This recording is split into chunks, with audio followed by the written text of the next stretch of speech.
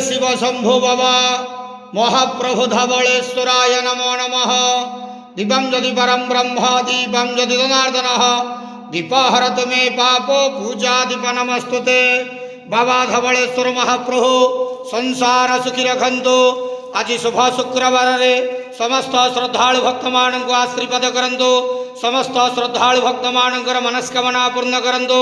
कर्म क्षेत्र उन्नति करंतु। ग्रहरिष्ट खंडन करंतु। जगतर मंगल करंतु। विश्वर कल्याण करंतु। आपणकर नाम प्रकाश करंतु। सेवकर डाक श्रवण करंतु। समस्त गुआवसा भक्त मानकर मनस्कामना पूर्ण करंतु। बाबा धवलेश्वराय नमो नमः। संसार सुखी रखंतु अंधेवार हरि बोलो। आज शुभ शुक्रवार रे समस्त श्रद्धालु भक्त मान को आशीर्वाद करंतु आनंद गेवार हरि बोलो। बाबा धवलेश्वराय नमो नमः।